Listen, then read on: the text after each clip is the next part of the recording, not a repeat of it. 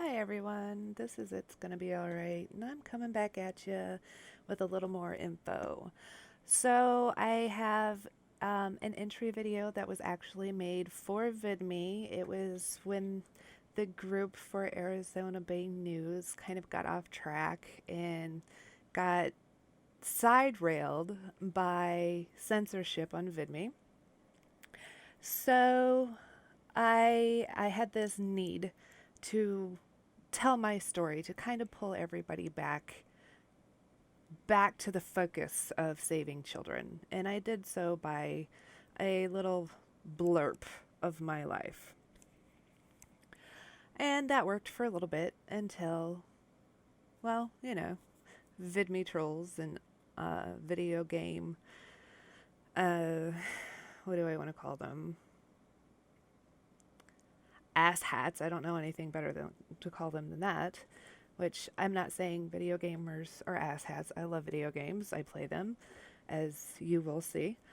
Um, but to make a long story short, um, I was molested as a child, and you know, lots of familial legacy, uh, pedophilia, and so my perspective coming into this group is wildly different than theirs. As I understand, some of them have been abused. It was completely different than mine, and I have total and complete respect for their opinions and their views, and I hope they do for mine as well. So, I want to let everybody know that I will probably have some wildly different opinions that most of you will either not understand, not give a shit, or be offended by. Um, like politics. Let's just get this one out of the way, okay? I don't like Trump. I don't like Hillary. I'm not a Republican. I'm not a damn Democrat. My position is the less damn government we have telling us what to do, the better off we fucking are. If I'm not hurting you and you're not hurting me, then there's no fucking problem. Okay? So, now that I got that out of the way, don't support either party. If that offends you, I'm sorry. You're entitled to your opinion as I am to mine. Um, Secondly, religion. I am not religious. I do not follow the religious dogma. Religion was made by man, and I do not follow man. Having said that, I will criticize religion over and over again. There again, if this bothers you, I am truly sorry. This will not be the channel for you. So let's get started on why I have these two staunch perspectives. Well, for starters, I was raised Southern Baptist, and my father was a deacon at our church who was also a pedophile. And when it came up that he had been turned in, um, my whole life crashed. I was, a young teenager at the time. I had just found out that my father had been kitty diddling my friends, um, my younger sibling, and his friends' kids, which is truly fucking disturbing. I mean, if you think about it, my younger sibling was adopted, and my friends, I brought over because I wanted daddy's attention because daddy never paid attention to me, ever. And the only time he did was when my friends were around. So, years of having friends in my life and finding out that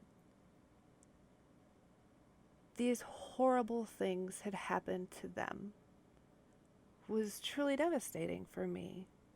And the fact that they remained my friends is a miracle.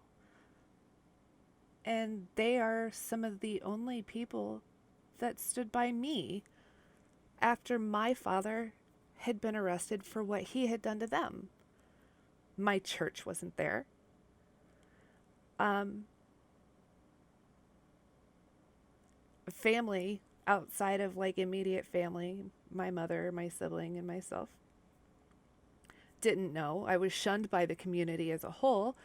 And the only friends I had were the abuse victims of my father. So a large. Thank you, Jarvis. You're always on cue. Um, where was I? I don't remember. Sorry, you'll find I do that a lot. My brain is foggy and I lose track of very, very easily. Um, so, okay, here we go. So, having found out that he had, you know, been molesting my friends, and me knowing that I had already been molested by other family members that were not my father, which, by the way, he never ever did touch me. Um, for a long time, I I had a perspective that I wished it had been me. That if it had been me, maybe those other kids had been spared and their lives had not been fucked up. They were my friends. I loved them. And if I could have protected them from all of the things that I had already gone through, I absolutely 100% would have done that. And I know to many of you this is probably going to sound sick and disgusting, and that's fine. But I was already damaged goods. So what the fuck difference did it make if my father was diddling me or diddling them? The difference is their lives wouldn't have been affected. Um,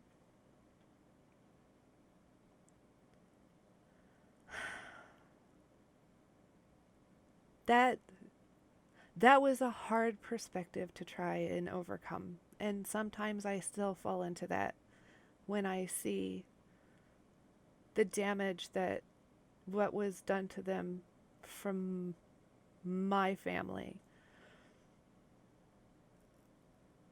The drug abuse, the low self-esteem, all of which, I have personally gone through myself.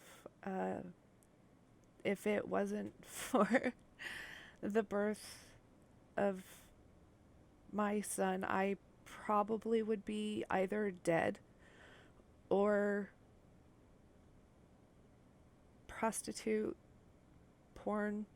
I don't know. I honestly, as a young adult, I never thought I'd live to see 30.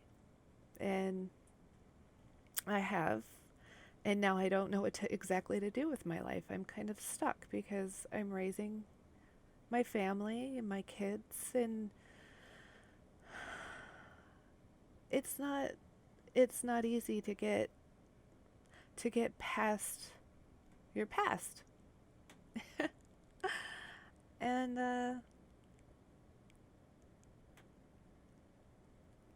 I have two special needs children, and they both need a lot of attention. I do everything I know to the best of my ability to raise them properly, to make sure they know that if anything ever does happen to them, to not just tell one person, but to tell multiple people. Because I have learned through my experience that telling one person gets you nowhere. Because if you're not telling the right person, you don't get hurt. And I believe that every child should not trust just a teacher or a principal or a police officer or a parent or a grandparent. There needs to be multiple people that child can feel that they need to go to and should go to, because there are predators everywhere. Absolutely everywhere. And the only way for us to make sure that our children are safe is to make sure that they have plenty of avenues to go through to ensure that whatever abuse is happening to them does stop, and it stops exponentially, immediately, without any kind of backlash. Because as some abusers will threaten, others will tell them, this is normal, this is how we play, you know, I am doing this because I love you. Or my favorite one growing up was, I'm sorry if this made you uncomfortable. If it did, I promise it won't ever happen again. Can we just shh? And, you know, I've been abused by so many different people, and nobody had ever listened, that I gave up trying to talk. It was actually, I believe I was 8 at the time. We went to see some family, and there was a lawsuit where a cousin was being accused by his daughters for molesting them, and the family was just outraged, you know, because, oh, their mother set them up to this and blah, blah, blah, blah, blah. And I was the one person in the world that could have told them that those little girls weren't lying. Because I knew they weren't lying, because their father had molested me. And nobody would listen to me because I was a child. And children are to be seen and not heard. And it was none of my business. This was grown-up talk, and I needed to keep my nose out of it. Go outside and play. Nobody wants to hear my shit. And what do you do? What do you do when you're a child and no one listens? When the people you trust say, if anything ever happens, please come tell me. And then when you do, you get brushed off with, oh, well, that's just how so-and-so is. You give up. And when you try to speak, you get punished. And I've learned over many years of not letting this particular subject go, which, you know, has kind of made me the black sheep of my family, because, you know, you keep your skeletons in the closet. You don't talk, you know, you don't talk out loud. You don't air your dirty laundry. And I say, fuck you. Fuck that. This will never stop if it doesn't get talked about. People will never heal if they can't talk about it to heal. And so I never have. I never have stopped. Not since I was, I don't know, 19 years old. After the first time I was raped, I went to the cops, and, you know, I had the rape kit done, and the beginning of the story is I was spending the night at my friend's house, and her husband and one of his friends and she and I were drinking, and everybody went to bed, and I woke up in the middle of the night and froze. And I was raped, and I walked 3 o'clock in the morning to the closest payphone I could find, which was like 4 miles away. And I called my mom, and I had her meet me at the hospital, and I had a rape kit done, and I had to talk to the cops. And after the cops had talked to him, they got back a hold of me and said, well, you know, you're underage. You shouldn't have been drinking. It was my fault. Again, it was my fault. After that, I said, fuck this. This is not my fault. I didn't ask to be fucked in the middle of the night while I was sleeping. And I was pissed off at myself because I froze. I I couldn't say, stop, get off me. I just fucking laid there and cried. And from that moment on, I have not trusted cops. After my dad was arrested and he got sentenced, I wrote a letter to my congressman wanting to know why people that steal a loaf of bread get more time than somebody that ruins people's lives, because he had 7 counts against him and he got sentenced to 14 years and had to serve half. So 7 years for 14 years. It's just fucking ridiculous. And a person that steals a fucking loaf of bread gets what, a minimum of 5? And who did they harm? Not really anybody. Not really. So somebody didn't get their 5 cents. So fucking what? So I wrote my congressman and I never heard back. And I was 14, I assume. I don't remember. Time from that time period is all just kind of blips and blurps. And so I learned I couldn't trust my government. And I learned I couldn't trust the church. And the church was made up of human beings. And human beings are flawed. And they talk to people about religious perspectives from their perspective, and that's not how it's supposed to be. If you go back and you look into the Bible at all, Jesus talks about fellowship, but he doesn't talk about following anyone but him and his Father. So religious, fuck it all. I don't care.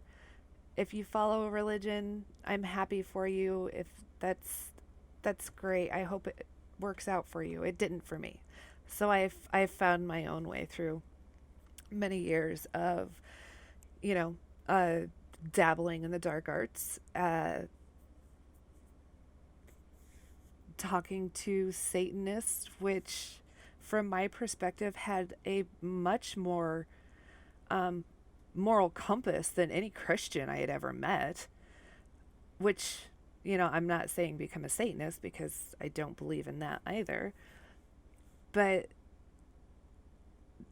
the irony in which that these Christians, so-called, and I'm going to say so-called because not all Christians are bad people, but Christians hide behind their religion and they hide behind their, well, God will forgive me. So I can do it and I can repent and all will be well. And that is the biggest load of shit that you could ever fucking hold on to. So yeah, I mean, that's just like the synopsis for why I follow pedogate, why I don't like religion, why I think politics is a fucking sham. And our judicial system is screwed beyond belief. And that we need to teach our kids that they're loved, they're heard, and they need to be telling multiple people, because if they just tell one, that can make them a bigger target. And we do not want our kids to be targets. We do not want our kids to grow up believing that it was their fault, that they should be scared, or it's a game, or it's happening because they're loved. And we also need to get to a point in this country, or civilization as a whole, I guess, that rape is not on the woman. If a woman can't say anything because they're incapacitated by fear, that's still not a yes. I never asked for any of that. I never asked to be drugged at the bar and left on the side of the highway with my pants around my ankles bleeding. I didn't ask for that one either. Did I report it? No. Why would I? First time I got told it was my fault. Shouldn't have been drinking. So why in the fuck would I say it a second time? This isn't just the elite. This isn't just about child trafficking and sex slaves, and this is a problem across the board, no matter what level you live at, whether you live on the streets because you're poor or you live in the biggest mansion because you have the most money. This is a fundamental human problem, and it's a perspective problem, and it needs to stop. It needs to be stopped in its tracks. And we do not live in the 50s and 60s where it's okay to beat your wife and fuck up your kids. We're past that. And we need to start acting like we're past that. We need to stop squabbling over religion and whose religion is right and whose religion is wrong, and, you know, the left and the right, and who gives a goddamn shit. We are all humans. We all deserve better. White, black, green, purple, orange, I don't give a shit. You're Muslim, Christian, I don't give a shit. If you're an atheist, that's fine. I don't fucking care. Gay, straight, fuck. Judge me. I'm married to a woman. Probably saw that coming. Oh yeah, the poor dear, she is molested. She has issues, whatever. No, I fell in love with a human being. Heterosexual, gay, bisexual, transgender. None of that matters to me. Because I am one human being who sees other human beings, not for their skin color, not for their gender, not for their religious background, but for who they are as a person. Because ultimately that is what matters. It's the person inside is what matters. So I'm sorry for the long rant and the long rambles and the big pauses and the highs and the lows, but I hope this kind of gives you a better understanding of who I am, why I'm coming out and speaking about these things, potential comments and rants I will have in the future. And if any of this offends you, I truly am sorry. I'm not saying any of this to offend anybody. This is my perspective. This is my life. This is where I live. And I just wanted this to be shared with all of you. And I hope that we all talk and see each other in the future. And check into Arizona Bay News. I'm sure most of you, that's where you came from. So I appreciate that tremendously. I have utmost love and consideration for this group. And I'm sure that I will have the utmost love and consideration for all of you. So have a good day. Peace out, and I'll talk to you later. Bye.